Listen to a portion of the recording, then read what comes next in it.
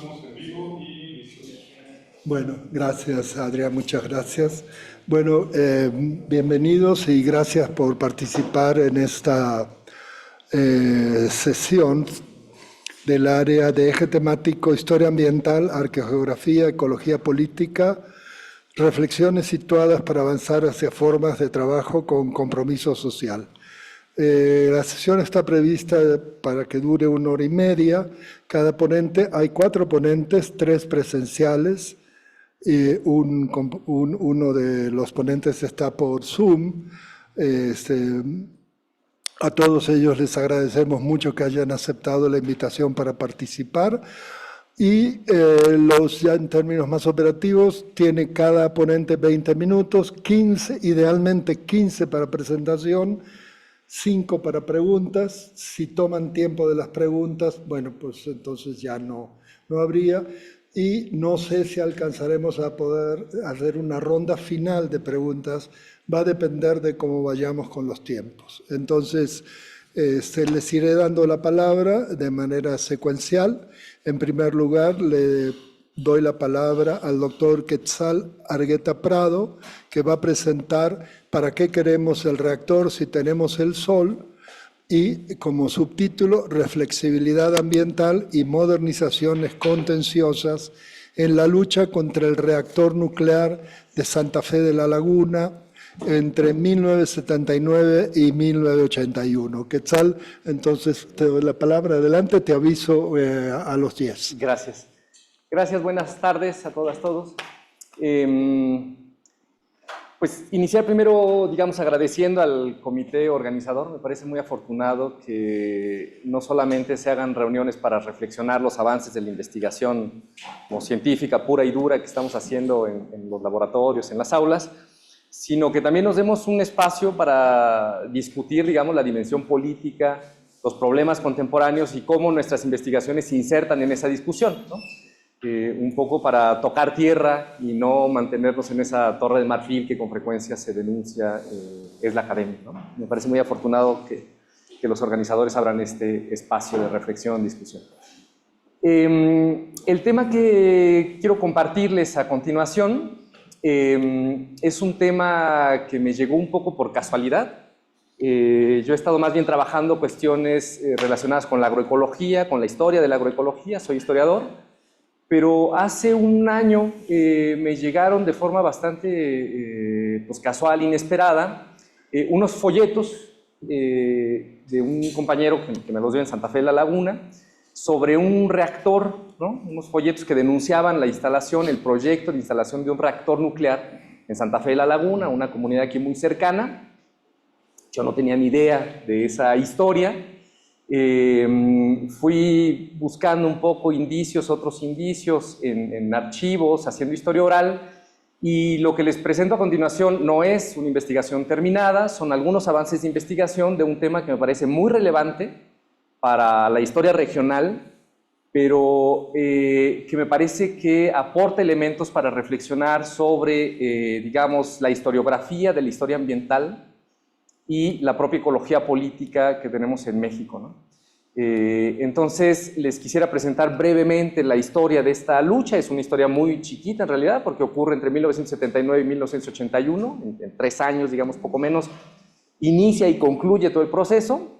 Afortunadamente no se instaló, ¿no? Es una de esas pocas historias donde la movilización social frente a un megaproyecto pues concluye de manera afortunada. Pero insisto, las implicaciones creo que son mayúsculas. Les contaré esta historia y al final les presentaré, digamos, algunas reflexiones historiográficas y de orden teórico que me parece se pueden derivar de este caso, ¿no? ¿No sé el botón? Sobre ahí. Ahí está. Para contar esta historia, creo que es bueno dar algunos elementos, digamos, contextuales para entender por qué en México, por qué en el lago de Pátzcuaro en el 79 se va a pensar en instalar un reactor nuclear, algo que parece como totalmente delirante, ¿no? En una cuenca cerrada. Hay que entender un poco el contexto, no solamente nacional, sino internacional también. Y este contexto, digamos que tiene un punto de inflexión muy importante en el 53, cuando el presidente norteamericano Eisenhower se presenta ante la ONU y hace un discurso sobre la importancia, la conveniencia, la pertinencia de la energía nuclear con fines civiles, ¿no? Este discurso será conocido posteriormente como el discurso de Átomos para la Paz, un discurso que se convierte en un programa de intervención gubernamental en todo el mundo. Y es muy importante porque, digamos que intenta resolver la angustia, la profunda angustia que tenía la humanidad en ese momento tras las bombas nucleares de Hiroshima y Nagasaki, ¿no? En 1945 el mundo de pronto queda horrorizado por la potencia de muerte que tiene la energía nuclear y la capacidad instalada para producir energía nuclear que tenía Estados Unidos, Proyecto Manhattan, millones de millones de dólares, ¿no? Invertidos ahí, pues tiene que rentabilizarse ya no solo con fines militares, bélicos, sino ahora tiene que pasar a la esfera civil, ¿no? Como pasó con la agricultura, con los pesticidas, en fin, una historia quizás un poco más conocida. Para desinhibir, digamos, a la sociedad, al mundo entero, de los riesgos de la energía nuclear, es que Eisenhower da este discurso y pues se ponen en marcha una serie de mecanismos de propaganda y digamos, de persuasión en muchos sectores, ¿no? La Ford desarrolla un prototipo de carro nuclear, no iba a haber necesidad de gasolina, el Nucleon Ford es ese prototipo que está ahí, estaba ya puesto a punto para entrar a las líneas de producción y entonces evitar el consumo, por ejemplo, de gasolina, ¿no? Todo el mundo iba a tener un carro pues, con energía ilimitada para moverse por el mundo, la libertad en su máxima expresión. Se intenta convencer a los públicos infantiles, por ejemplo, se produce un juego, el Atomic Energy Lab, que tiene materiales radioactivos y es muy pronto sacado del mercado, porque pues, imagínense el riesgo, pero está en los anaqueles de las tiendas, en los supermercados, como un elemento pues, para atraer a las infancias en la experimentación de la energía nuclear, ¿no?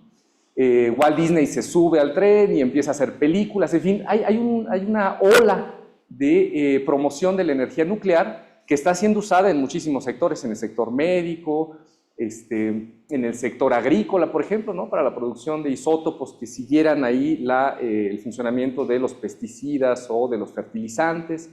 Se promueve, imagínense, cosas tan delirantes como volar cordilleras para hacer terrenos planos aptos para la agricultura. En el siglo XX México descubre pues, que es un terreno muy irregular y que la agricultura pues, no es tan sencilla. Y entonces dicen, pues si tenemos bombas, ¿por qué no aplanamos un poco el terreno y desarrollamos la agricultura? Eso está, digamos, ocurriendo a mediados del siglo XX, un poco, digamos, con un pie puesto en la ciencia ficción, pero un poco el pie puesto también en esos desarrollos de punta que están ocurriendo, es el contexto, digamos, que hace pensar que es posible, que es deseable, que es incluso necesario desarrollar la energía nuclear en México.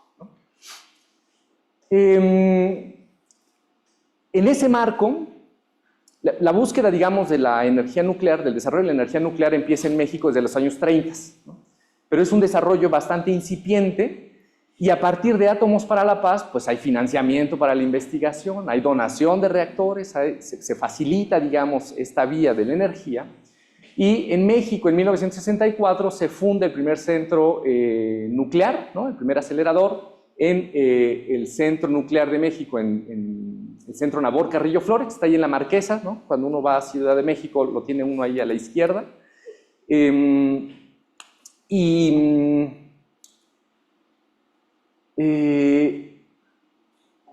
Y es un proyecto que les parece a las autoridades mexicanas pues muy necesario porque estamos en pleno proceso de industrialización del país, ¿no? Sustitución de importaciones. Para entonces, para los 60, México todavía no es esa potencia petrolera que es cuando descubren Cantarell a final de los 70, ¿no? Y entonces parece totalmente pertinente contar con unas fuentes de energía inagotables como puede ser la nuclear, ¿no? Aparte, insisto, de los usos agrícolas, médicos. En ese contexto, en 1972 empieza a formularse el proyecto de Laguna Verde, la única central nucleoeléctrica que tenemos actualmente en Veracruz. Pero en realidad ese proyecto no se materializa sino hasta 1990 por una serie de vicisitudes ahí muy rocambolescas que tienen que ver con incluso, por ejemplo, el embargo del material nuclear ¿no? que iba a usar Laguna Verde, se lo embarga Estados Unidos en el 78, por ejemplo, ¿no? Porque no tiene Estados Unidos la certeza de qué se van a hacer con los desechos nucleares, que son doblemente peligrosos, ¿no? Si ya es tóxico, digamos, el material radioactivo, antes de utilizarse, una vez que se utiliza, pues es doblemente peligroso y puede ser un arma, digamos, de uso terrorista, por ejemplo, ¿no? Entonces hay un embargo.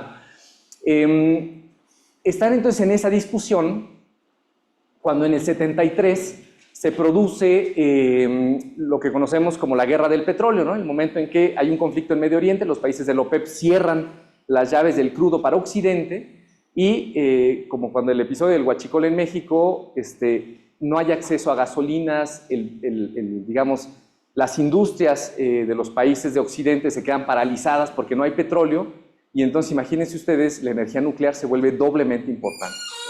En ese contexto, en México en el 75 se establece el Plan Eléctrico Nacional que proyectaba la construcción de 20 centrales nucleares ante la escasez de petróleo, insisto, por la guerra del petróleo del 73. Se proyecta el establecimiento de 20 centrales nucleares en el país. Y hay una discusión muy fuerte del tipo de tecnología nuclear que se tenía que usar, porque había hay dos reactores nucleares posibles. Uno, el que usa el uranio enriquecido, digamos los reactores comunes, ¿no? Que es uranio que se tiene que procesar para tener la capacidad energética utilizable para generar energía eléctrica, y un reactor nuclear, el reactor CANDU, que habían desarrollado los canadienses de manera paralela al proyecto Manhattan. Ese reactor CANDU utiliza uranio natural, es decir, un uranio que podía ser extraído en México y metido como combustible a estos reactores CANDU, que no tenía que enriquecerse fuera de México, porque México no tiene esa capacidad, digamos, de enriquecer el uranio. En ese contexto es que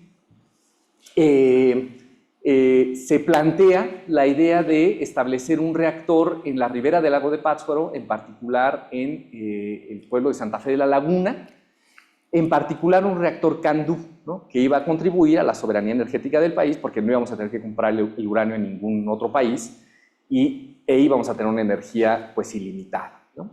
Se hacen los estudios técnicos necesarios para un proyecto de esta índole, entonces de sismología, de ecología, en fin, hay un montón de documentación en los archivos.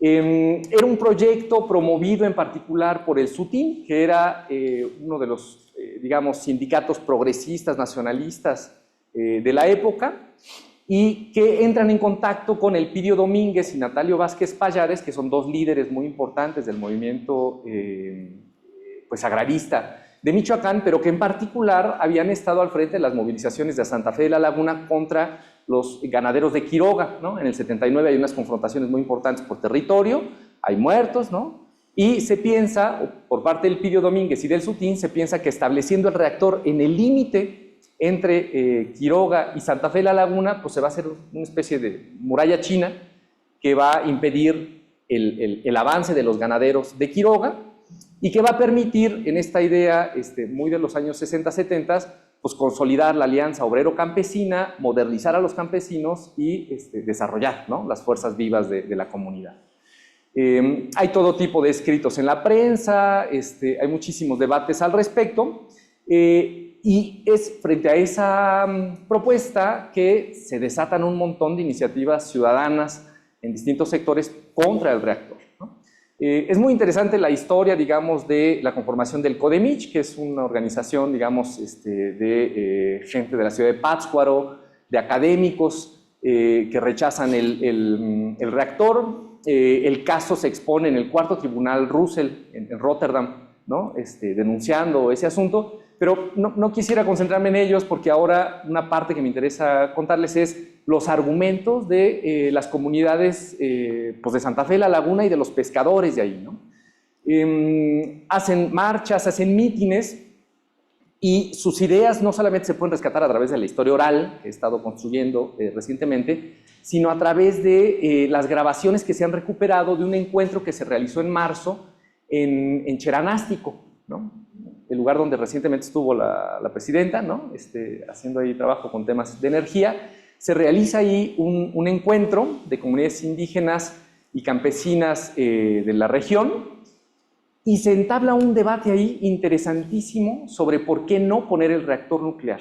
Y las ideas que ahí se expresan me parece que son importantísimas rescatarlas hoy día, porque no tienen que ver con un rechazo a la modernización per se, como por una idea de si se instala el reactor perdemos la identidad, sino que hay una reflexión de ecología política muy profunda, porque lo que planteaban los asistentes al encuentro es que el establecimiento de un reactor abriría las vías para una modernización que ellos no querían. No estaban en contra de la modernización, sino que estaban en contra de esa modernización específica que estaba planteando el reactor.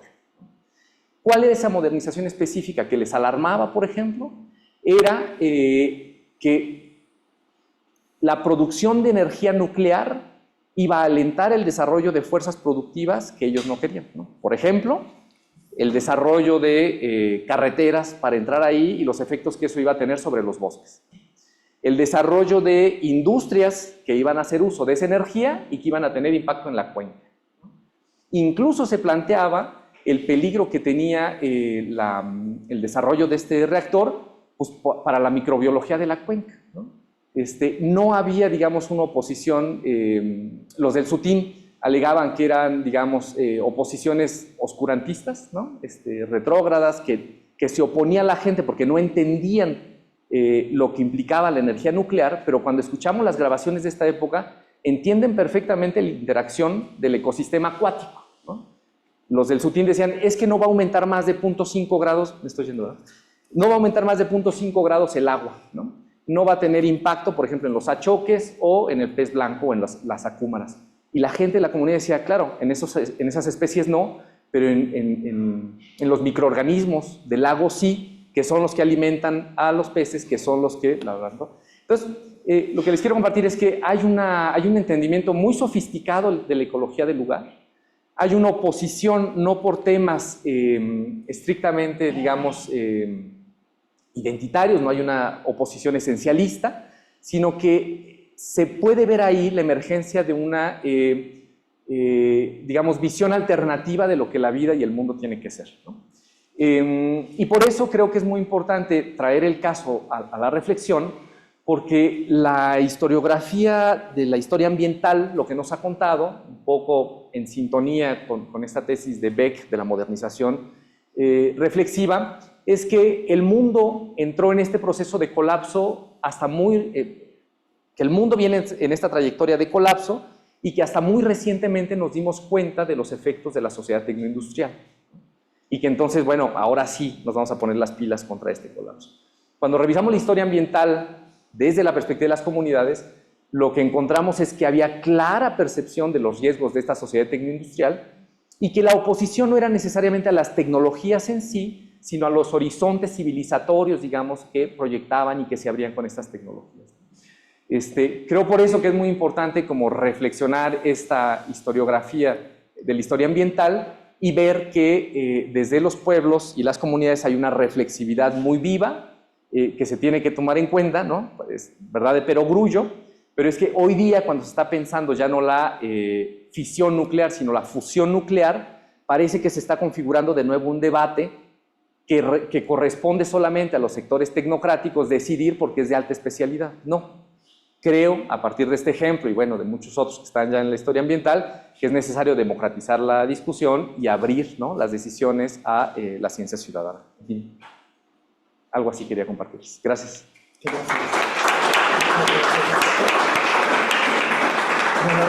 Una disculpa con Quetzal y con los que siguen porque los voy a estar... Pero bueno, muchísimas gracias. Tenemos tiempo, Quetzal, para por lo menos una pregunta, a reserva de que luego podamos regresar. Yo tendría un comentario, pero eso lo puedo hacer con Quetzal después, en relación con Laguna Verde. No sé si alguien quiere hacer una pregunta. Sí, adelante. Les pediría que se identifiquen.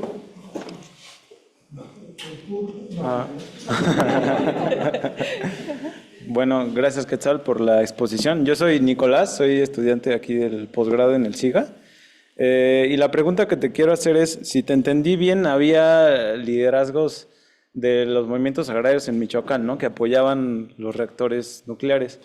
¿Cómo fue el proceso social para hacer un traslado de liderazgos entre los que estaban a favor y los que se oponían con toda una serie de argumentos que tú ya nos platicaste, ¿no? Porque socialmente me parece como muy interesante que estos nuevos liderazgos hayan logrado posicionarse con una base social súper importante para que finalmente el reactor no se hiciera, ¿no?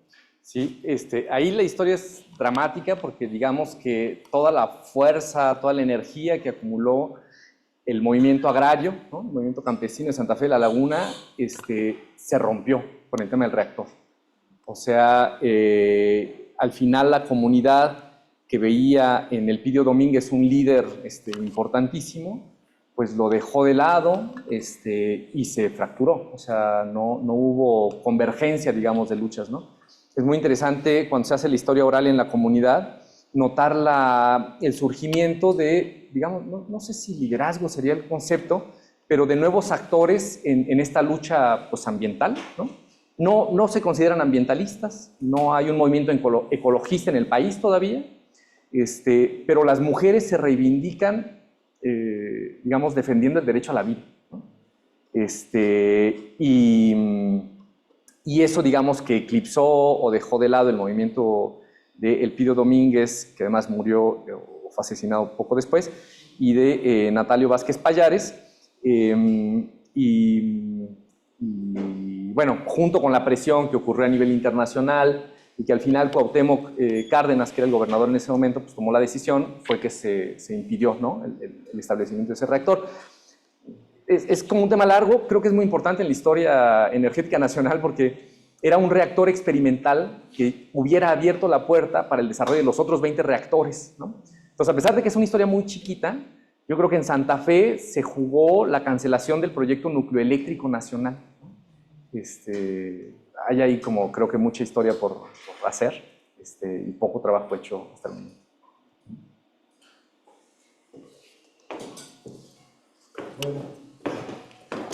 Quetzal, muchísimas gracias. Otra vez el tema da para mucho. Luego te comento algo, pero esa parte no quiero tomar tiempo aquí. Es algo técnico nada más.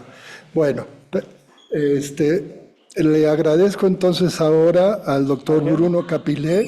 Por cierto, no dije que Quetzal es profesor en la ENES, que es nuestra escuela aquí, en nuestro campus, la Escuela Nacional de Estudios Superiores. Bruno es profesor visitante en nuestro centro. Él proviene de la Universidad Vale do Rio Doce, o no sé cómo pronunciar, en Brasil. Su presentación, y otra vez agradeciéndole, es Flora, Modernidad y Tropicalidad, la construcción de los paisajes urbanos y la agencia vegetal en Río de Janeiro entre 1850 y 1922. ¿Tienes la palabra? ¿Ya tienes tu micrófono? Estoy preparado. Aquí estás. Ah, ya, perfecto.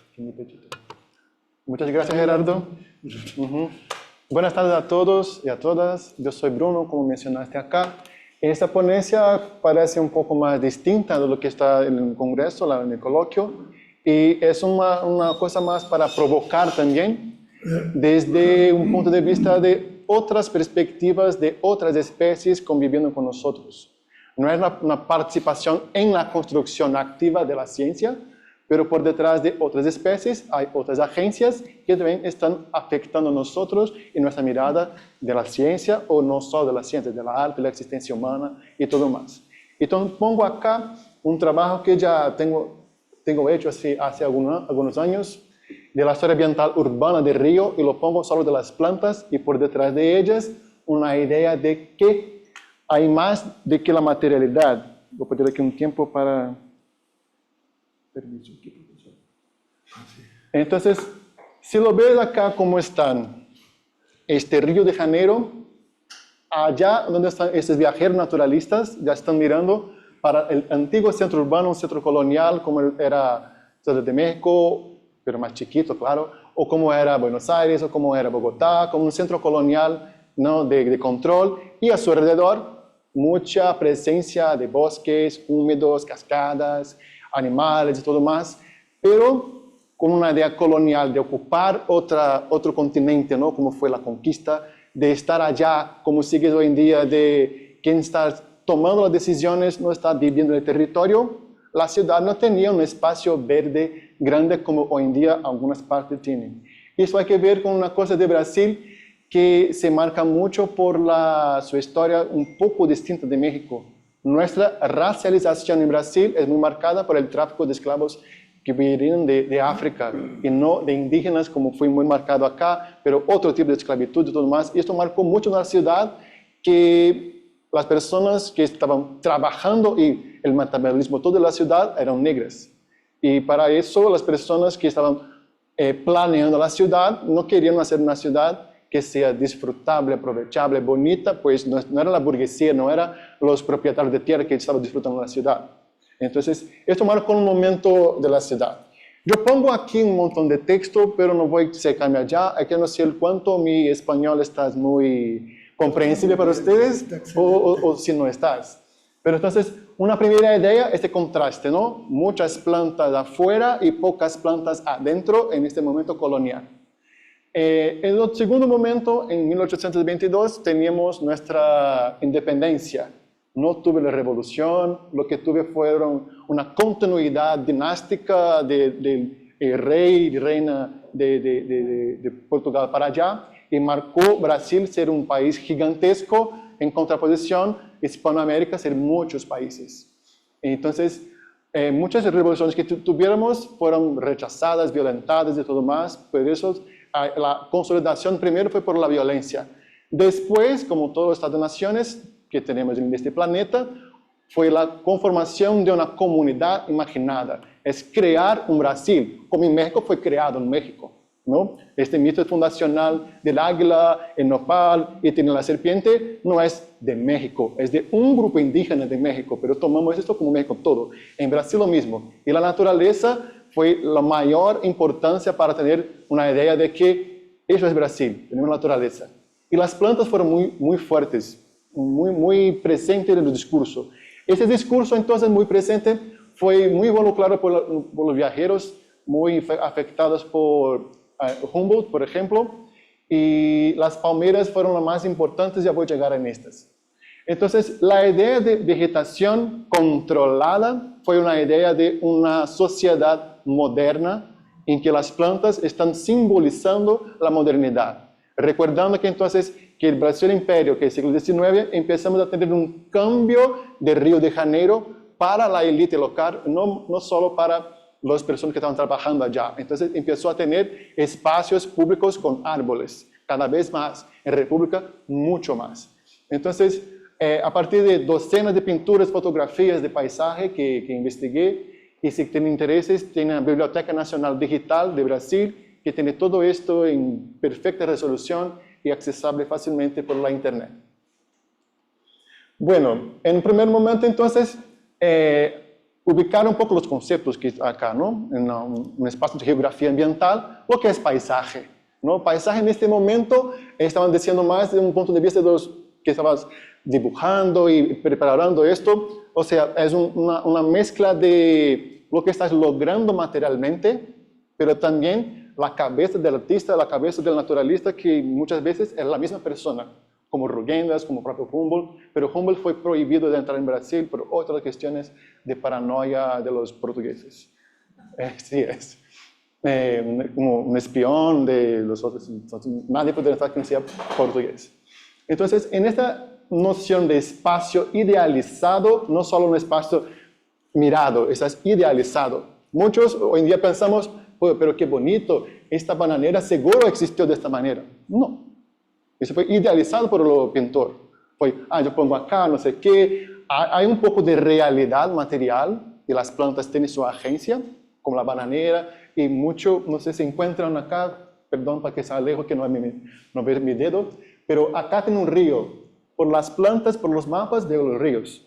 Entonces, esta agencia vegetal está siempre marcando espacios en la ciudad, pero también marcando una mirada de que esas son importantes.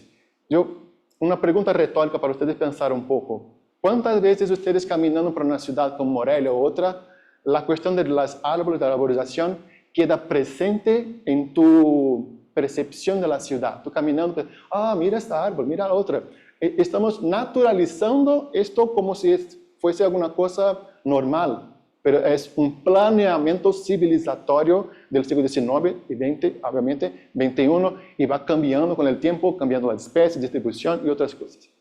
Y obviamente cambiando la espacialidad para qué tipo de barrios van a ser más arborizados, con personas que tienen más dinero, más acceso, en Brasil obviamente el color de la piel, y qué tipo de barrios no va a tener los árboles y otras plantas. Eso marca un poco un reflejo de la sociedad. Entonces el paisaje también es discurso. Junto a esto, ese lado no humano del paisaje, tenemos la agencia vegetal. No podemos olvidar que las plantas no tienen conciencia, pero tampoco la agencia es una cuestión de conciencia.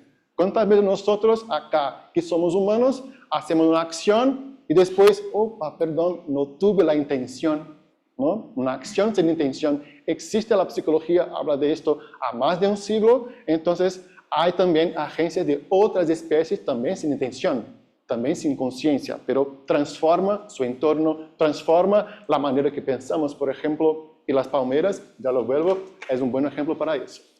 Entonces las plantas tienen esa capacidad de estimular respuestas afectivas y emocionales de la gente que convive con ellas. Obviamente también material.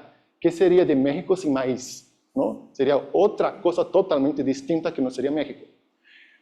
También, la viva e indisciplinada presencia material de las plantas es interpretada en sus propios ritmos, conectando ambiente y sociedad. Este es un problema muy serio para la modernidad. Pues la modernidad, como un proceso civilizatorio también, impositivo, también controla nuestro tiempo. Con la modernidad ha venido el ferrocarril, navíos a vapor, los telégrafos, hoy en día la internet, transportes más rápidos, o sea, todo es para ahora o para en un minuto o para un segundo antes. No, el tiempo es vivido distinto. Entonces, imaginen ustedes el tanto de semillas de pastizales que tenemos alrededor de Morelia, que es una ciudad con una cuestión periurbana, rururbana muy intensa, y si hay un paro de las personas que hacen el manejo de las calles, por ejemplo, imagina la cantidad de pastizal creciendo en el asfalto, en la banqueta y todo más. Entonces, siempre tiene una agencia y el tiempo de la planta no es el tiempo de la modernidad. Siguiendo entonces, eso pasó por el Río de Janeiro de seguro. Fue creado un servicio de limpieza urbana y una de las principales cosas es barrer. Si no se barre, tiene muchos como documentales, ¿no? La vida sin humanos. Y los primeros puntos son las plantas creciendo, pues sin el servicio ecosistémico de la alcaldía de barrer, la planta ocupa su espacio. Entonces va cambiando esto todo y algunas plantas son más deseables y otras plantas no tanto. Lo mismo para los animales. Si tenemos, por ejemplo, un pajarito bonito, rojito, que canta, sí, bueno, venga para la ciudad y pone lo que sea. Pero si hay cucaracha, una rata, no es interesante, pone el veneno, pero no resuelve que tenemos ratas y cucarachas hasta hoy y lo veneno también, junto. Entonces, con las plantas no es tan distinto. Algunas plantas son más deseables y otras no tampoco. Y hay un concepto que la biología de la conservación ha propuesto muy fuertemente, que son de especies carismáticas. Y la idea de especies carismáticas, algunas de las plantas fueron muy deseables, por ejemplo las palmeras. Si lo pongo acá, en todos los dibujos de Rogendas, de Humboldt y tantos otros viajeros tienen las palmeras marcadas. Y en baúbas también, en verde y palmeras en rojo.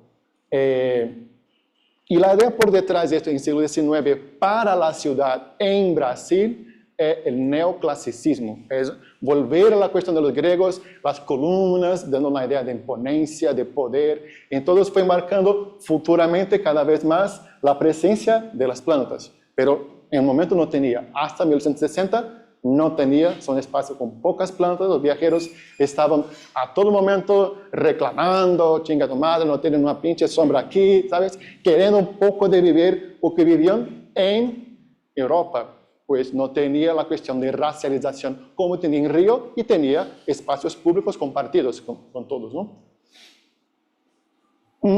Estos contrastes entonces entre este río que crecía muy despacito hasta 1950, 60, pero después creció muy rápido. Este espacio suburbio es un espacio de permanencia agrícola, rural, y esto marca cada vez más una fuerte presencia de plantas y sus presencia afectando discursos de personas, discursos poniendo, por ejemplo, imagina ustedes acá, aquí un pastizal, están cortando pastizal para alimentar caballos. Para tener una idea, del siglo XVIII para el siglo XIX y casi todas las capitales latinoamericanas, la cantidad de caballos ha crecido mucho para transporte público y todo más. Ahora imagina, no hay gasolineras para caballos, es pastizales, lo que comían, donde comían plantas, entonces hay necesidad de pequeños espacios para tener esto, para el funcionamiento de la ciudad. En los espacios más afectados para dentro, para las personas, no sé si ubican las vestimentas, las personas que están acá, mirando allá, tú pensarías que son personas pobres, ricas, más o menos, remediadas, con más de plata, ¿no? Más de dinero. Como un símbolo muy importante en este periodo que tenemos hasta hoy en el juego Monopoly es el sombrero de esta manera, de cartola también, ¿sí? ¿Se llama? Sí, así. Entonces, son personas de la élite compartiendo un espacio público, pero no es público para todos, es público solo para personas blancas, libres y algunas que tienen dinero. Entonces, las plantas empiezan a tener por detrás de la utilización de ellas, una cuestión de clase y de raza en Brasil. En algunos planeamientos, por ejemplo, una gran conexión entre el centro del río y la zona norte, lo que es hoy zona norte, querían poner todo esto con un boulevard, con plantas, de una influencia muy europea.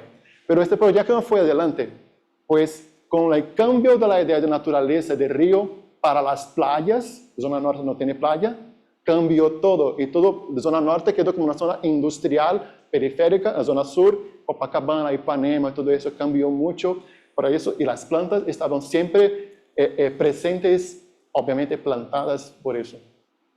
Entonces, a ver las plantas, vemos también los conflictos y la idea de control de esas plantas, pero también control de una ciudad, que controlan las personas.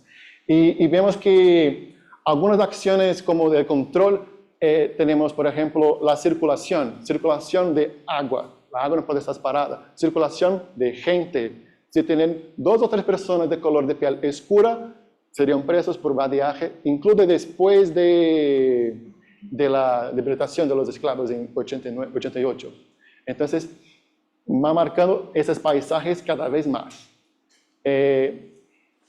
Y con la República, ya caminando acá para mi fin, vemos que esta modernización fue muy marcada por las palmeras, con la idea de columnas, con la idea de, mira cómo está todo homogéneo, y cada vez más homogeneizando el paisaje como un discurso de civilizatorio, urbano, y por detrás de esto vamos aceptando muy naturalmente todo eso, de manera que un conflicto muy intenso en Brasil fue la creación de la Avenida Central. Esta avenida, imagina usted, en la ciudad colonial no era así. Tenían casas pegaditas una a otra y muchos, como barrios, 2, 3 barrios juntos, fueron completamente destruidos. Personas pobres fueron despojadas, deslocadas, y quedó un espacio también para plantas, pero no cualquier tipo de plantas. Plantas que simbolizan la idea de una tropicalidad civilizada que Río de Janeiro disputaba con Buenos Aires en América del Sur. Entonces, en este escenario, ahorita que estás marcando mucho la ciudad de Río de Janeiro, vemos que la presencia de las plantas revela transformaciones históricas y culturales de la ciudad, pero no de manera pasiva. Esta domesticación refleja un deseo de control de las élites, así como una búsqueda de una estética alineada a civilización y progreso.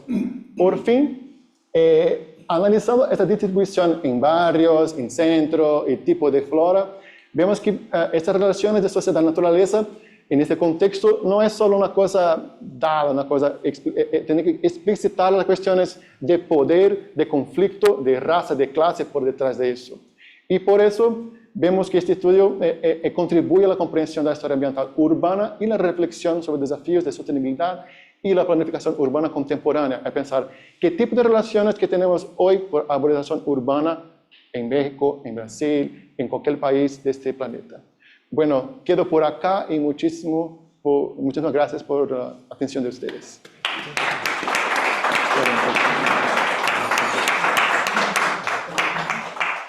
Bueno, muchísimas gracias, Bruno, por la presentación y por ajustarse al tiempo ambos ponentes. Tenemos tiempo para una pregunta seguro, tal vez dependiendo del tiempo que tomen, dos, pero no más. ¿Alguna pregunta para Bruno?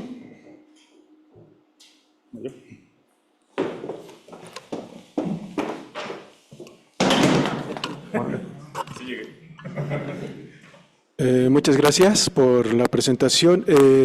Me pareció muy importante el estudio que estás realizando. Yo quisiera saber si hay algún artículo que tú hayas derivado de esta investigación. Hace una semana estuve yo en Río y pude percatarme precisamente de esto que tú comentas, las calles, los bulevares. Hay una homogenización por ejemplo, de Copacabana, de todo este corredor de los hoteles. Entonces ahí lo que he visto y lo noté muy claramente es ese cambio del paisaje. En el Instituto de Investigaciones Políticas, ahí tenían unas fotografías muy interesantes del proceso de cambio del paisaje de la costa y se apreciaban precisamente, se apreciaba una vegetación vigorosa. Y el contraste fue el de ahora, un postmodernismo salvaje en la que solamente se apuesta por mercado inmobiliario de turismo, de hotelería, ¿no?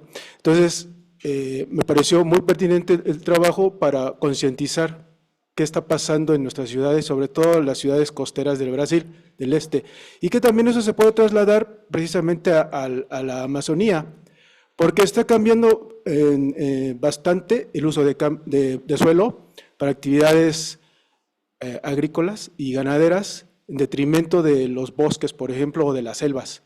Entonces, la pertinencia de este tipo de estudios es muy importante, en el cual se debe de poner énfasis precisamente en el cambio del paisaje, pero ¿en manos de quién? ¿No? De políticos que buscan de una otra forma también autorizar cambios de uso de suelo que pues, van a favor de empresas o de actividades ganaderas, en detrimento de la conservación de paisajes, ¿no? Entonces, me gustó muchísimo el trabajo, ¿no? Dime tu nombre también para... Mi nombre es Víctor Hugo. ¿Dónde, no? Me llamo Víctor Hugo aquí en Illescas. ¿De qué dependencia? ¿De qué? Soy de la Universidad Autónoma Metropolitana de Iztapalapa. Gracias, Víctor Hugo. Gracias por la pregunta y muy curioso esto que está viendo esta espacialización. Y vemos en Río o en tantas otras ciudades como algunos barrios, por ejemplo, si en la década de 60 tuve una arborización, una especie de árbol oichi muy común en este momento. Y si planta todo eso juntos, tenemos dos problemas. Un es una cuestión de monocultura, y monocultura es recurso para alguna otra especie, o que llamamos de plagas. Entonces, muchas plagas afectan oitis también, y si planta todo junto al mismo tiempo, tienen la misma edad, van a envejecer juntitos de manos dadas y van a morir juntos. Entonces, llega un momento que un montón de ramas va cayendo con vientos y todo más. Entonces, hay dos problemas con eso. Y vemos también, tú paseó más para la zona sur, ¿no? Ipanema, no sé qué, tú ves más la cuestión y que hay más inversión en la arborización para la cuestión inmobiliaria. Los precios son muy más altos. Pero si vas para la zona norte, zona oeste, por ejemplo, hay un movimiento muy nuevo de 10, 20 años, no sé, de anarcoplantadores, yo digo aquí de manera muy libre, y de grupos de personas que aquí no tiene planta, voy a plantar, y siembran y ponen un árbol, pero algunos con una noción de qué planta va a poner, otros no, entonces va quebrando todas las banquetas, y hoy en día es una gran cuestión, están creando un debate nacional, una ley nacional de arborización que contemple esta arborización que no va a ser clandestina más, va a ser una arborización más autónoma, ¿cómo? controlada, no sé, pero autónoma, pero con reglas, algunas reglas. Entonces, la idea es la dignidad de las personas de tener un ambiente interesante para vivir en una ciudad con plantas, ya está siendo considerado una cuestión ciudadana en Brasil. Entonces, cada vez más, si el Estado no hace, hay que poner posibilidades del pueblo a hacer también. No dejar esta disparidad que un grupo político asociado a un grupo económico de capital financiero inmobiliario, cambiando la ciudad como quiera para ganar dinero con eso. Entonces, estamos intentando hacer eso, pero yo veo con un horizonte que caminamos, pero no llegamos, pero es mi tipo de optimismo que nunca llega. Gracias de todo. Bueno, gracias. Muchas gracias. Le doy la palabra ahora al doctor Fermín Ledesma Domínguez de la Universidad Autónoma de Chapingo, que presenta su trabajo Transformaciones territoriales e impactos socioambientales en la cuenca baja del río Grijalba. Una lectura desde la ecología política del agua. Adelante, te aviso a los 10 y a los 14. Sí. Gracias. Buenas tardes a todos, a todas y también a los que nos siguen en el mundo de las redes sociales. Saludarlos desde acá.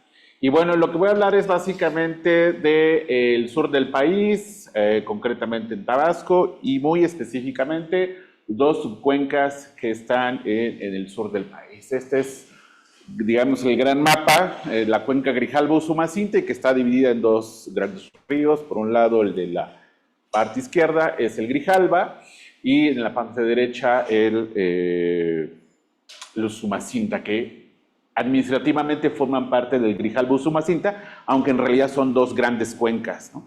Y concretamente yo voy a hablar de la cuenca del Grijalba y específicamente de la subcuenca del Bajo Grijalba Sierra, que son las aguas, lo que tiene la particularidad es que van al norte, van a drenar hacia el Golfo de México. ¿Desde dónde yo estoy viendo cuál es mi posicionamiento en términos teóricos, incluso metodológico? Pues desde la ecología política del agua, donde se asume que una cuenca no solamente es un proceso natural, un proceso del ciclo natural del agua, sino que en una cuenca y en una subcuenca también van a haber relaciones naturales, culturales, políticas o hidropolíticas, es decir, van a estar presentes también las relaciones de poder ahí y también esta se va a expresar con tecnologías muy específicas. Entonces, es decir, más que el flujo natural del agua, también va a haber flujos de relaciones de poder, cultura y naturaleza, ¿no? Un poco es, a grandes rasgos, la ecología política del agua. Este es nuevamente el paisaje. Estamos hablando de esta parte. Voy a hablar del río Pichucalco, que nace en Chiapas y va hacia el Golfo, y también del río Teapa, o también conocida como la Sierra. Parte del paisaje, si uno lo ve desde la cuenca alta, está uno viendo la planicie tabasqueña. Básicamente Tabasco es planicie, pocos cerros, pocas montañas, y donde se van a formar todo un ecosistema muy específico que se llaman tulares y popales, es decir, son inundables o son humedales. Bueno, esto es parte del paisaje en Teapa, visto sobre el suelo, digamos, sobre tierra. Y lo que va a ocurrir aquí, esta foto la tomo durante el periodo de lluvias, pero si uno ve en temporada de sequía, justo en estos meses, lo que va a haber es ganado. Y ahí ocurre un proceso cultural de la ganadería itinerante, es decir, la gente mete el ganado durante la sequía y cuando vienen las lluvias queda justamente así, inundable, y retira el ganado. Es decir, hay una ganadería itinerante. Esa es una forma de apropiación del territorio. Estas dos subcuencas del cual yo me voy a referir nacen en Chiapas, atraviesan Tabasco hasta desembocar del Golfo de México. Ambos son afluentes del río Grijalba, tienen 238,000 hectáreas y la particularidad es que tiene tres ecosistemas muy importantes. Una selva inundable de Canacoite, es una planta local, Bravaceae tegérrima, que su característica es una planta que crece en condiciones de saturación de agua, ¿no? Es como una especie de manglar, pero de agua dulce, ¿no? Y los tulares y popales, que van a ser vegetación hidrófitas, saturadas de agua, y donde también va a haber una apropiación biocultural de la población local. Un poco más adelante lo explico. Administrativamente, al ser dos identidades que comparten estas dos subcuencas, Tabasco y Chiapas, es administrada por la Conagua a través de los distritos de temporal tecnificado. Los DDT se inventan o se se crean en el país para hacer justo lo contrario a los distritos de riego. Los distritos de riego es llevar agua para agricultura y los distritos de temporal tecnificado es al revés, sacar agua en condiciones de humedad excesiva, como el caso de Tabasco, que básicamente el 60% de su territorio es inundado, ¿no? Entonces aquí los DTT lo que van a hacer es sacar o drenar el agua, ¿no? Bueno, hasta 1962 estas dos subcuencas estaban en conflicto entre Chiapas y Tabasco. Después de 4 siglos de conflicto firman un convenio hasta 1962, ¿no? ¿Por qué es importante estas dos subcuencas que forman parte del Grijalva? Bueno, por 3 razones en términos ambientales. La CONABIO identifica que ahí ocurren 3 procesos acelerados. Una, procesos de degradación ambiental por cuestiones antropogénicas, es decir, por la actividad humana. Y la segunda es que hay peligro, plantas en peligro de extinción, como estas de la selva inundable, del canacoite, que ahora se las voy a mostrar. Y tercero, hay poca investigación científica. En los 60, 70, José Sarucán estuvo por ahí, y es de los pocos estudios que hay en términos de biodiversidad en esa zona. Poco del paisaje, básicamente la parte de la planicie está cultivada con banano, o plataneras, como se le llama de forma local, y esto lo que va a ocurrir es que esta superficie está avanzando, son como 11,000 hectáreas de agricultura de monocultivo, y no tengo una foto, pero todas las mañanas se fumiga con mancozeb, justamente por las condiciones de humedad que hace que salgan hongos a la plantación y hay que ponerles fungicidas. Entonces hay toda una avioneta cada tercer día tirando 400, 300, 400 litros de agrotóxicos, y debajo de esa plantación también incluso hay población viviendo, ¿no? Parte del paisaje. Históricamente, estas dos subcuencas siempre han tenido una relación a través del cultivo del cacao y los plátanos, las festividades, migraciones, es decir, ahí se rompen las fronteras políticas y administrativas a través de estos ríos. Siempre ha habido históricamente relaciones familiares, hay visitas durante las fiestas de pueblos de Chiapas hacia Tabasco y viceversa, de Tabasco hacia Tila, Chiapas, una parte un poco más al norte, pero siempre históricamente estos territorios desde tiempos inmemoriales han tenido relaciones socioambientales o bioculturales. Se empezó a colonizar más a partir de los ataques piratas que llegaban al Golfo de México, y eso hizo que la población se replegara hacia esta parte del norte de Chiapas. Un cambio importante en términos naturales fue la erupción del volcán Chichonale en 1982, seguramente lo escucharon, y lo que hizo fue asolvar, es decir, la cantidad de material o de cenizas o de arena hizo que se asolvaran muchos de estos arroyos y ríos, y que desplazó incluso a la siembra del cacao, porque el cacao con la ceniza caliente se murió, y eso hizo un cambio ahí natural, es decir, una transición. Incluso empieza a aparecer más el cultivo del plátano como monocultivo. Históricamente estas regiones se han intentado crear una región agroexportadora a través del cacao durante el porfiriato. Justo un poco lo que decía el compañero Bruno, se instauró también una narrativa de tropicalidad ahí, como tierras inhóspitas, poco colonizadas, tierras agrestes, ¿no?, por enfermedades tropicales, etcétera, ¿no? Y obviamente se sacó durante el siglo XIX parte de maderas y cultivos tropicales como el cacao, la caoba, el cedro, el palo de tinte, el barbasco en los 70s, 80s todavía del siglo XX, se extrajo de esta zona. Este es el mapa de la CONABIO, que identifica justamente estas dos subcuencas como una región terrestre prioritaria por estas condiciones ecológicas que les mencionaba de riesgo. Este es el canacoite, es una planta tropical que se da en condiciones de tierras inundables, es una selva inundable, y lo que va a hacer este árbol es contener el agua de forma natural, es decir, un manglar que podría regular las corrientes o las venidas de agua que bajan hacia el Golfo de México, pero esta plantación básicamente, o esta comunidad ha desaparecido completamente, solo son pequeños individuos o pequeños aislados, como comunidad ya no existe como tal. Este es otro ecosistema también. Estos son los pupales y tulares, que básicamente son de Thalia geniculata. Son tierras que se dan en condiciones con plantas, más bien condiciones de humedad, y donde va a ocurrir procesos culturales, ahí donde la gente aprovechaba estas zonas inundables, para extraer camarón, le llaman camarón de Popal, que era la forma en cómo vivía la gente y aprovechaba ese recurso natural.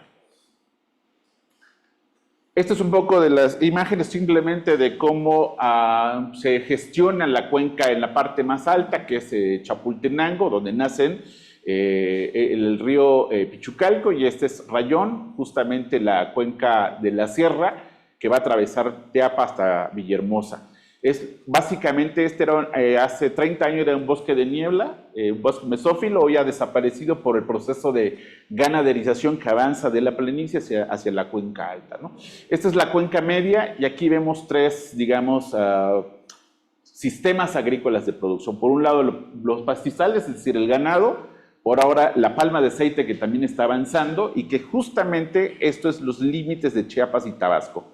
La palma de aceite está avanzando básicamente sobre Tabasco y Chiapas todavía relativamente en esta parte todavía tiene pastizales. Y en el fondo es la milpa o el sistema de milpa que básicamente está en las zonas más agrestes, más escarpadas, es decir, subiendo la milpa, y esto trae con problemas un poco en la producción por la erosión hídrica que hay en esa parte, ¿no? Sí. Hoy Cerreando es parte de, estos son deslizamientos que hubo hace 2 años, en la cuenca Pichucalco, y esto es básicamente en la cuenca baja, básicamente sobre Teapa, y esos son los drenes que ha construido el Distrito de Temporal Tecnificado. Este es un bordo, pareciera un camino, pero en realidad lo que está haciendo es una U en forma de un bordo, un camellón, para contener el agua para que no se vaya hacia un pueblo, ¿no? Un poco de la gestión que hay en la cuenca baja del río La Sierra, pesca ribereña cerca de Villahermosa. Estas son escombros o material de construcción de las ciudades y que lo que están haciendo es rellenar estos sistemas lagunarios, ¿no? Bueno, históricamente es como se ha manejado esta región. Ha aparecido el monocultivo, bananeras o platanera, la ganadería, pozos petroleros en esta zona, de tal suerte que hoy tenemos una geografía muy complicada o muy compleja. Este es el mapa que propone la CONAVIO, que es las zonas inundables o la selva inundable del Canacoite, que propone conservarlas, restaurarlas, recuperarlas. Pero por el otro lado también tenemos a los pozos petroleros. Y en otro extremo también está el avance de la palma de aceite y el monocultivo del plátano o el banano. Y estas son algunos ejemplares o individuos de Canacoite, digamos este arbusto que crece o esta planta que crece en zonas inundables. Pues yo logré todavía mapear estos individuos, ya no es como tal una comunidad y entonces está disminuyendo, ¿no? Entonces lo que básicamente quiero mostrar es esta geografía compleja que tenemos en la cuenca de la Sierra y Pichucalco, y la parte azul, el mapa, es el área de influencia del Distrito de Temporal Tecnificado, es que controla la Conagua construyendo estos bordos y drenes para sacar el agua. Que ha habido pues un cambio de paisaje en los últimos 40 años, este era digamos, los pisos ecológicos hasta los 80s, eso se ha convertido hoy en día básicamente en espacios fragmentados desde la cuenca alta hasta la cuenca baja, y lo que vemos es básicamente palma, pozos petroleros y después pura palma, ¿no? Entonces, básicamente se ha transformado brutalmente este paisaje. Concretamente en un ejido podemos ver cómo, esto lo que está en amarillo son drenes, lo que hacen, como les explicaba, era sacar el agua, y este es un ejido que tiene un bordo en la parte amarilla para impedir que el agua entre al asentamiento. Y aquí lo que está ocurriendo es que esta era la red hidrológica de hace 40 años y hoy prácticamente está desconectado por estos drenes que está construyendo el Distrito de Temporal Tecnificado. Básicamente lo que ahí ha habido es una desconexión de la red hidrológica, digamos de forma natural, por estos drenes parcelarios o estos drenes de temporal tecnificado, que lo que hacen es sacar el agua durante el periodo de lluvias, que es básicamente de noviembre hasta febrero, incluso ahora podría haber lluvia. Estamos en una zona que llueve 3.800 milímetros anuales al año, es decir, es una zona altamente lluviosa. Estos son los drenes que a nivel parcelario están construyendo, y esto está implicando una desconexión hidrológica a nivel de las parcelas. Este es un impacto de cómo el río La Sierra está aumentando su caudal. El cauce del río se ha ampliado en los últimos 40 años, y lo que está es este desplazamiento de por la ampliación del cauce, la gente se está desplazando. Básicamente hay una casa a punto de caerse. Ha habido en los últimos 10 años un desplazamiento de 30 familias en la cuenca de la sierra. Bueno, voy cerrando. Imágenes solamente de la inundación en temporada de lluvias, de cómo el agua, las corrientes de agua en esa, que allá le llaman los nortes. Esta es una ampliación del cauce del río Pichucalco, cerca de Pichucalco. Esta es básicamente una imagen de cómo una tormenta tropical pegó en el 2022 en Pichucalco. Bueno, ¿qué tenemos ya para ir cerrando? Pues una reducción gradual y fragmentación del espacio, o desaparición básicamente de la selva de 3 ecosistemas, la selva del Canacoite, los popales y los tulares, que hoy son básicamente manchones muy desconectados, ¿no? Hay una desconexión de la red hidrológica por estos drenes parcelarios o estos drenes de temporal tecnificado, y también construcción de bordos y camillones, como le llaman, para impedir que el agua ingrese a los pueblos o a los asentamientos humanos. Uso intensivo de agroquímicos, concretamente el mancozeb, y consecuentemente está aumentando las plagas y enfermedades en las plantaciones de banano, mayor permanencia del agua. La gente decía que antes el agua drenaba de 2 hasta 5 días, hoy la permanencia del agua dentro de una vivienda puede llegar de 10 hasta 15 días, es decir, 2 semanas. Eso está implicando que no tiene capacidad de drenaje el agua en esta zona, ¿no? Un dato que encuentro es que cada quien de las instituciones, cada quien está por su lado, no hay un diálogo dentro de las subcuencas, entre instituciones, actores locales, comunidades, pueblos, no hay, cada quien tiene su propia visión. Bueno, ¿qué plantea la CONAGUA al Estado mexicano? Básicamente es esto, una política tecnológica de seguir drenando las aguas como una solución de largo plazo, y este es lo que nosotros le llamamos las soluciones ingenieriles que se plantea para el Grijalba Usumacinta, incluso a gran escala, no solamente en estas 2 subcuencas, sino a gran escala, ¿no? Esta es otra tecnología de la CONAGUA, le llaman gaviones o espigones, que son de piedras, como muro de piedra, que aparentemente debería contener el flujo del agua, pero eso es evidentemente insuficiente, ¿no? Bueno, cierro con esto. Lo que estamos viendo son acelerados procesos de cambio de suelo y degradación ambiental, de espacios diversificados que había hace 40 años, y estamos viendo una tendencia a monocultivos, y lo que está ocurriendo también es que el paradigma dominante de la tecnología hidráulica, es decir, de drenar el trópico, es la que sigue prevaleciendo, y eso está teniendo impactos profundos, al menos en estas 2 subcuencas en los últimos 30 años. Pues muchas gracias. Espero que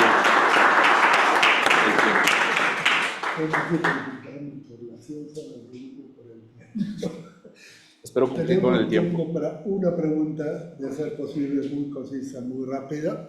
Perdón, tenemos tiempo para una pregunta. A ver, adelante. Bueno, gracias, Fermín.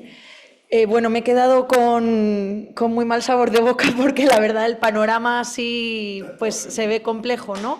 Y precisamente un poco hacia ahí va la pregunta.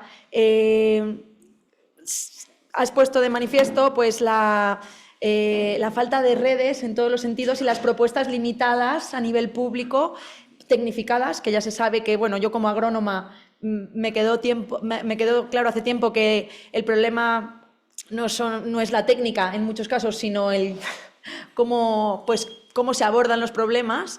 Y para dar un poco de esperanza, a lo mejor aquí no hay... ¿Qué está haciendo la academia, por ejemplo, en territorio? ¿Qué propuestas hay para poder dar luz a este panorama que mire hacia otro lado y que no sea como un poco repetir lo que lleva haciendo como tanto tiempo, digamos, el Estado en este caso, o bueno, para prevenir pues todo este complejo panorama? Sí.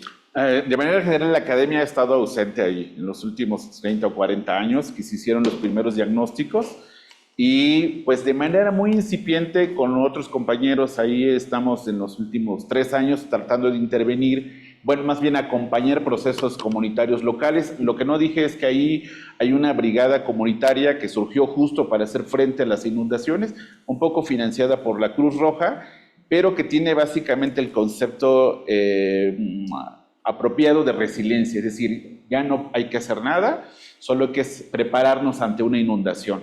Entonces, yo estoy acompañando un poco a la comunidad, un poco también cuestionando este concepto de resiliencia para pensar que lo que necesitamos es construir otras alternativas que surjan desde abajo, pero por ahora, digamos, a grandes rasgos, la academia es muy incipiente en estas dos subcuencas, y lo que hay que cuestionar ahí es que la ciencia ha visto la selva lacandona, otros, o la región Chontalpa en Tabasco, por ser productivamente con cultivos de alto valor, como la caña, el cacao, el café incluso, y han descuidado, digamos, estas dos subcuencas, de decir, tenemos una ceguera epistémica ahí de qué es lo que no estamos viendo, ¿no? Entonces, por ahora estamos haciendo trabajo muy puntuales en el ejido Manuel Volta y Rayón, pero para la magnitud del problema, pues apenas estamos empezando a mirar hacia estas dos subcuencas.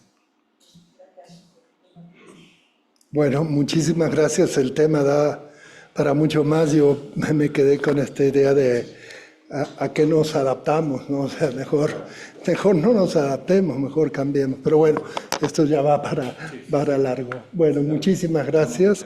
Pasamos entonces a la última ponencia. Sí está nuestro colega Rogelio Ramos. Sí, aquí está conectado, estimado Rogelio. ¿Nos ves y nos escuchas? Sí, muchas gracias. ¿Ustedes me ven y me escuchan a mí? Todo en orden, Rogelio. ¿Puedes compartir tu pantalla, por favor, o prefieres que Sí. compartamos tu presentación acá? Ándale, eso te iba a pedir. Si me podían hacer favor ustedes de compartirla, que yo tengo aquí como una dificultad técnica, entonces nos ahorramos líos. Claro que sí. Dame un segundo nada más para compartir. Muchas gracias. Y bueno, lo que comparte es solamente comentar a propósito de esto último que se comentó en esta presentación precedente. Es cierto eso que señala el colega y es hasta cierto punto a veces, ¿no? Dramático la localización de las investigaciones en determinadas regiones de Chiapas, ¿no?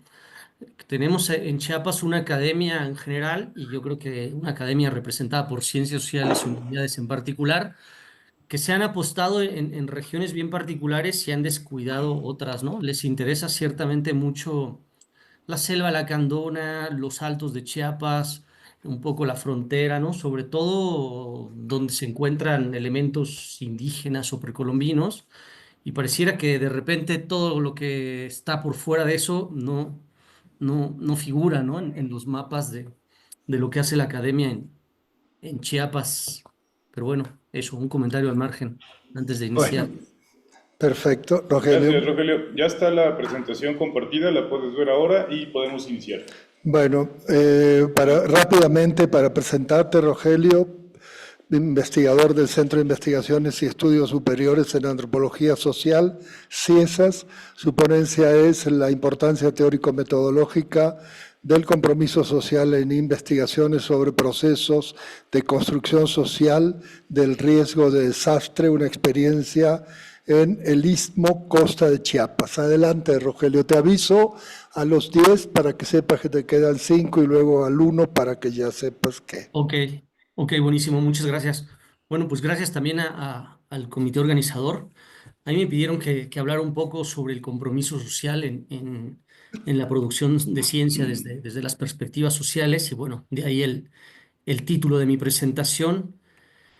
Y pues lo que haré es básicamente presentarles en dónde ubico yo el compromiso social en relación con una investigación que no fue otra sino la de mi doctorado, eh, que me ayudará a mostrarles dónde está o dónde creo que podemos ubicar al compromiso social en lo que se conoce como este campo de estudios del riesgo o de construcción social del riesgo o estudios sociales sobre el riesgo y los desastres, o quizá de manera más concreta en lo que inicia a perfilarse como la antropología de los desastres o como la ecología política de los desastres, que son subcampos en cuyos linderos asiento yo mi investigación, ¿no?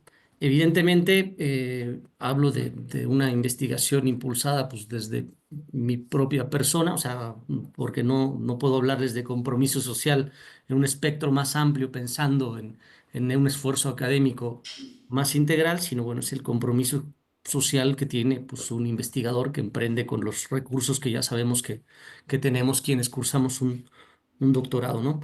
Pero bueno, para hablarles, si me pueden hacer favor de pasar a la siguiente, para hablarles de esto, voy a exponerles muy brevemente, porque seguramente ya lo conocen o están enterados de esto, pues unos cuantos antecedentes, ¿no?, que tienen los estudios sociales del riesgo y los desastres, en donde, bueno, como a lo mejor saben, las disciplinas que fueron las primeras llegadas fueron las ciencias naturales, ¿no? Todas estas ciencias a las que les interesaban, pues, los fenómenos geodinámicos, hidrometeorológicos, y por tanto la observación de, pues no sé, de inundaciones, terremotos, erupciones volcánicas, etcétera, etcétera, ¿no?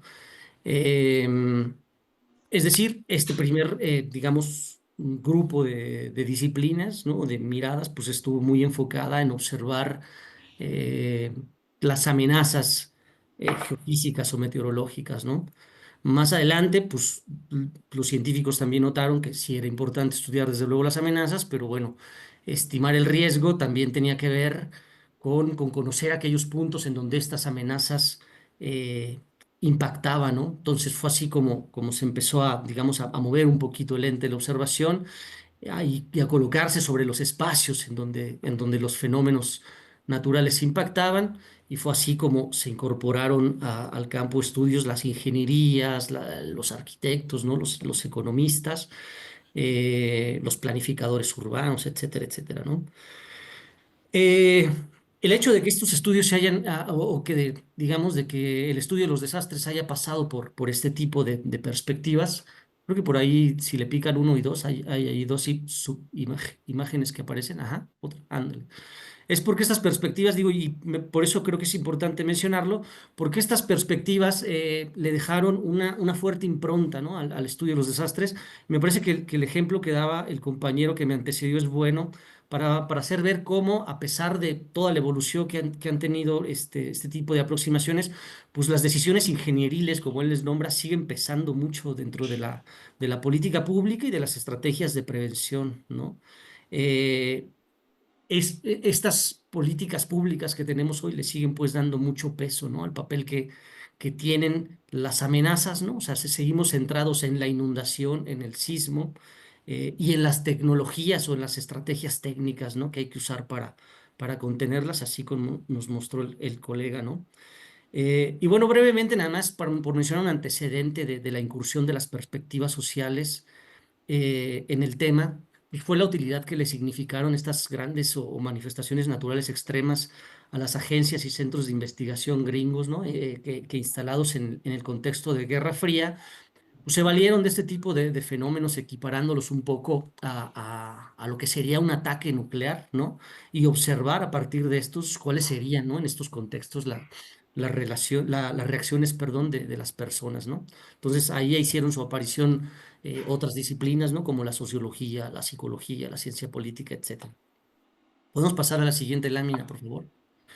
Entonces, bueno, fue alrededor de los años 70 del siglo pasado en que, pues, las nuevas, digamos, y alternativas miradas comenzaron a notar que esos a los que ya para entonces se denominaba desastres naturales, entre comillas, ¿no?, pues eran en realidad producto de actividades humanas que tenían origen en las desigualdades socioeconómicas y en los desbalances existentes entre países pobres y países ricos, ¿no?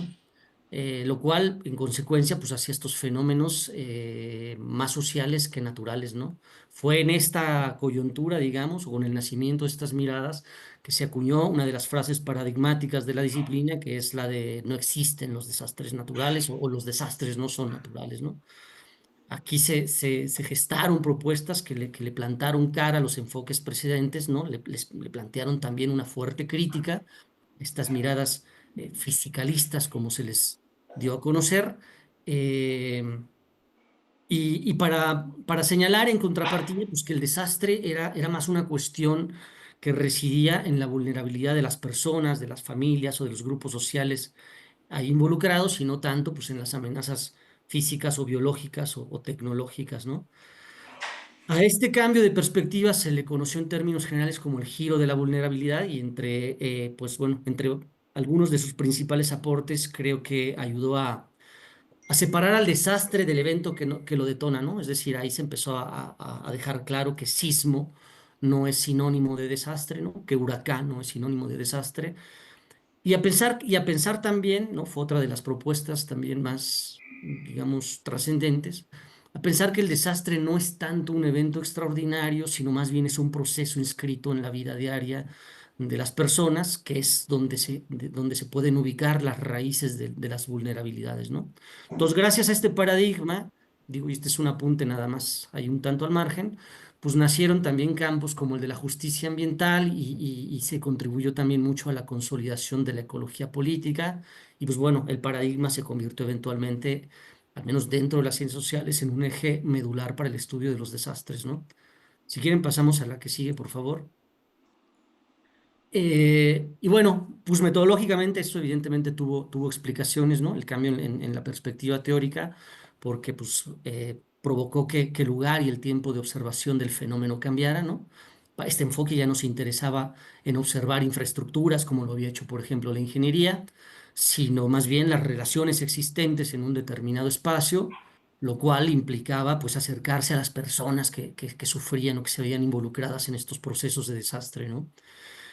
Y también se ponía de manifiesto que si veíamos al desastre como un momento intempestivo y nada más, pues íbamos a perder de vista todas estas condiciones de pobreza, de marginalidad, de desigualdad, a veces crónicas, ¿no? que encontramos entre los grupos sociales que resultan afectados y que son además condiciones en las que muchos de estos grupos suelen desarrollar su vida, ¿no?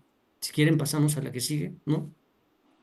Esta propuesta también, digamos que se amoldó muy bien a las explicaciones teóricas del riesgo, ¿no? Algunas de estas emanadas desde la propia antropología, ¿no? Entre las cuales quizá la más recurrida es esta que les pongo por acá, ¿no? Una obra, un trabajo de Mary Douglas y Aaron Wildavsky.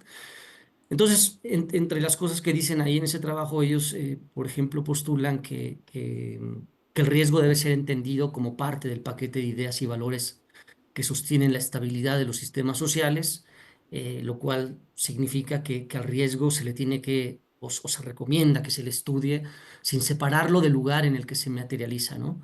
Esto era importante porque, digamos, se contraponía a la idea que de repente se postulaba desde otras, sobre todo desde las agencias internacionales, y que hablaban de pensar al riesgo como abstrayéndolo, ¿no?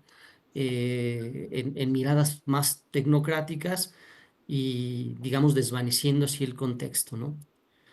Pero bueno, la contraparte del auge, o una de las contracaras del auge que tuvo el enfoque de la vulnerabilidad, pues es que su preeminencia, digamos, que lo sometió a la categoría una gran cantidad de usos que finalmente terminaron por banalizarla, ¿no?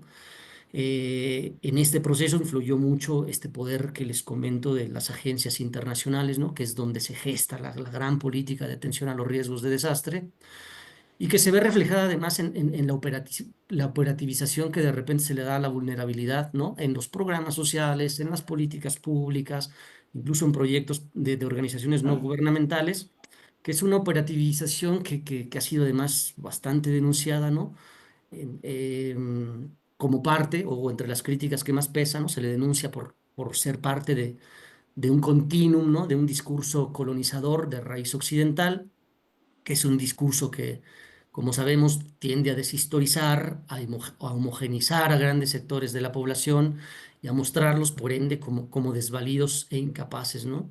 Esto, evidentemente, crea estigmas que contribuyen a desempoderar o a despolitizar a las comunidades y a legitimar intervenciones disfrazadas de ofertas de salvación, ¿no?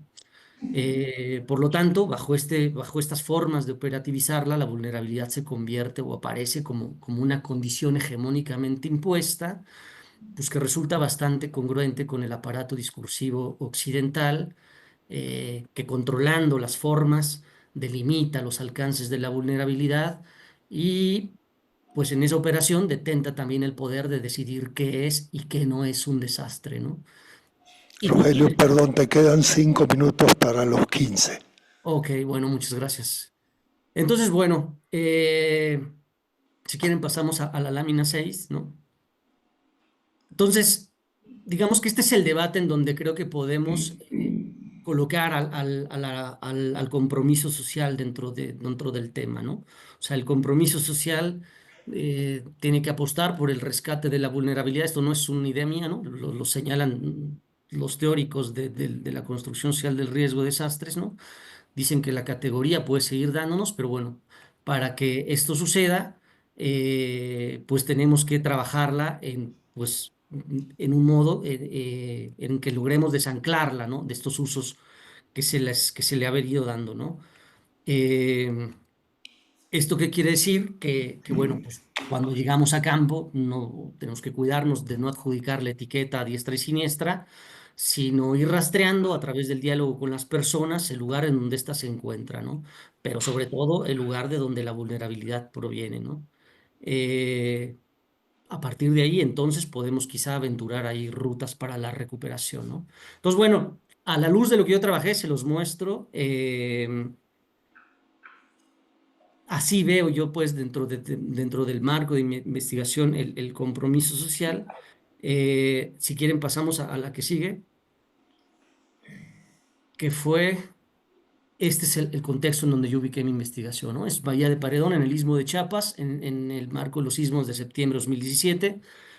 El escenario en el que se encontraba la localidad en aquel entonces, pues era, como suele suceder, todo caos. No estaba claro ni siquiera ahí cuáles eran las causas sobre las que un científico con las ganas de comprometerse socialmente tenía que alinearse.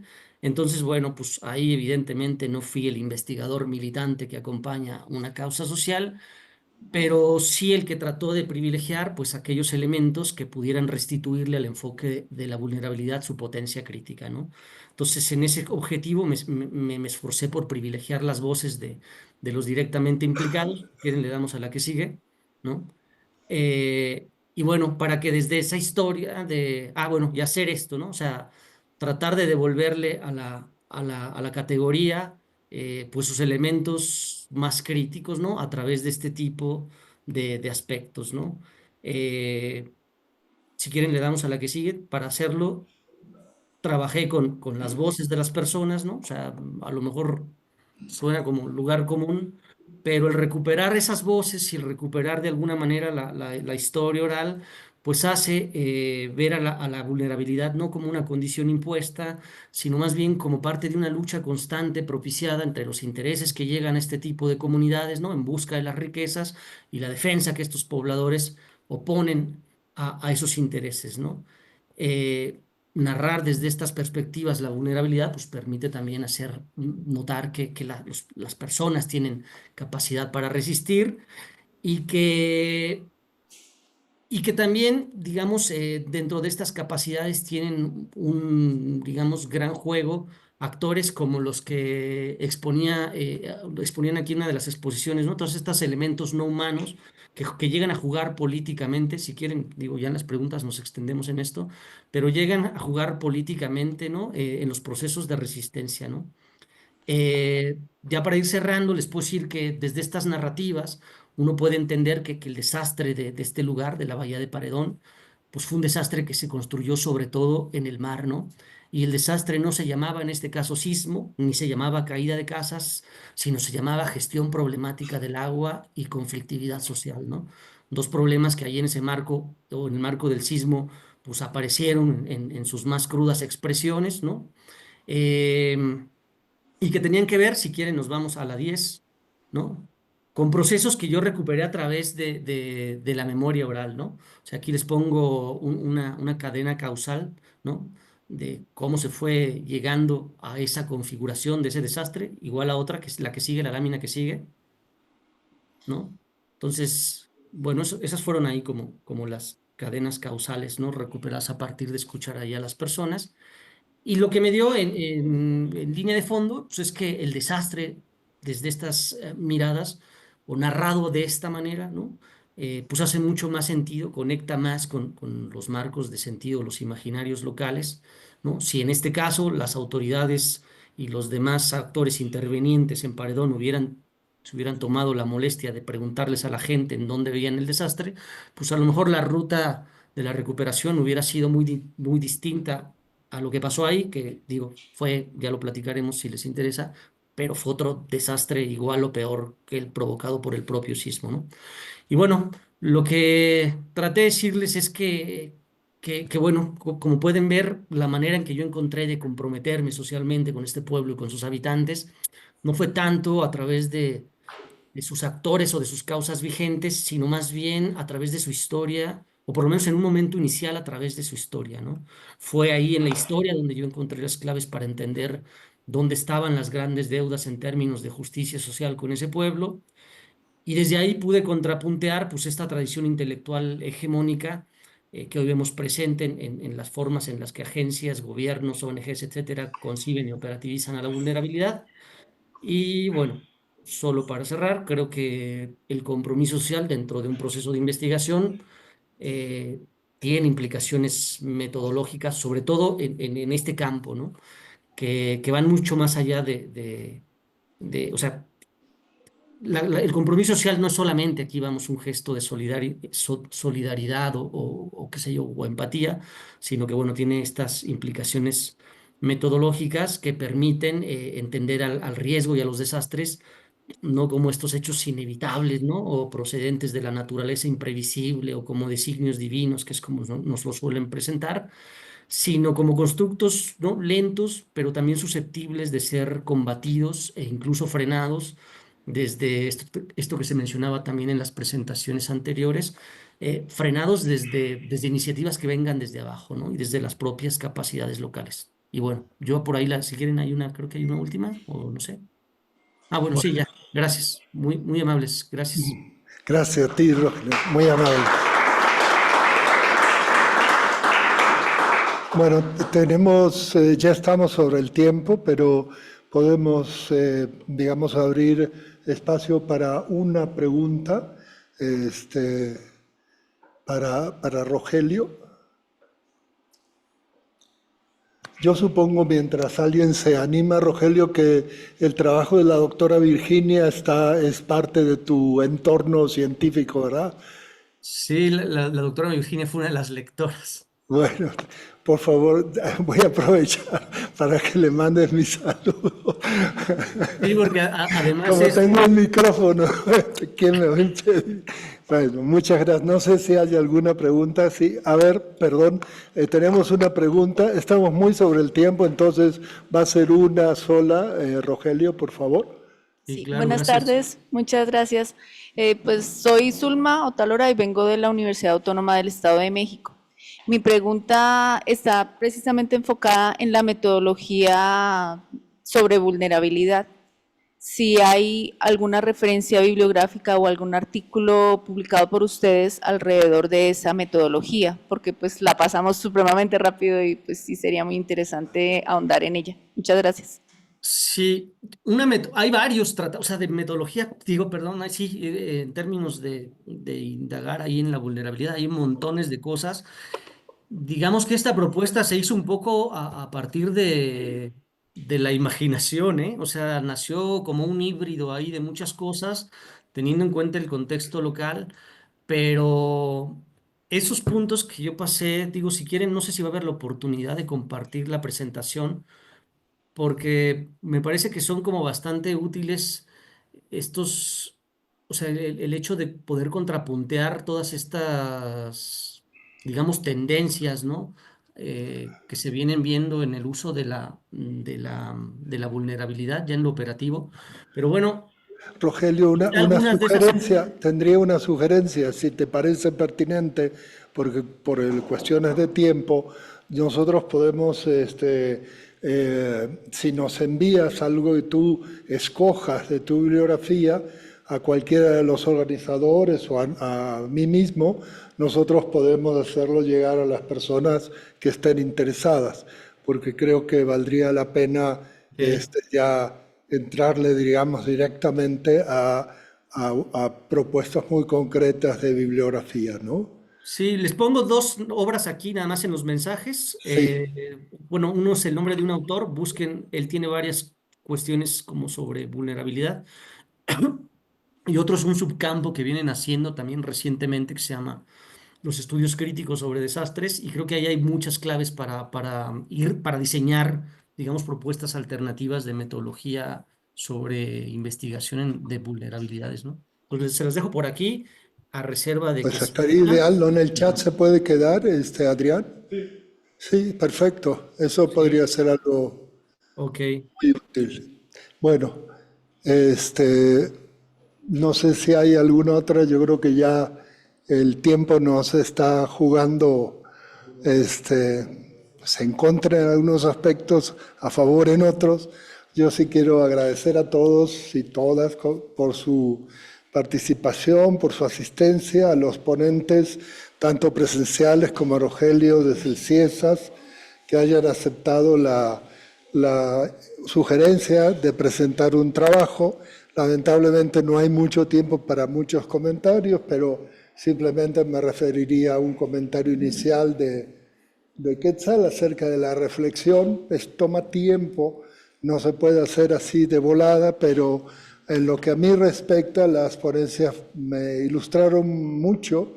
Había cosas que tal vez yo conocía, otras que definitivamente ignoraba, y quisiera agradecerles muchísimo y espero que a partir de esto se puedan tal vez estructurar algún tipo de comunicación, red, etcétera, informal. Ya han ubicado muy bien a los ponentes, han ubicado sus intereses. Cualquier otra necesidad informativa se puede referir a nosotros. Entonces ya con esto me despediría, agradeciéndole a Rogelio otra vez la presentación, al resto, a los otros tres ponentes, agradeciéndoles, y a todos los que han estado por la paciencia. Muchísimas gracias. Gracias.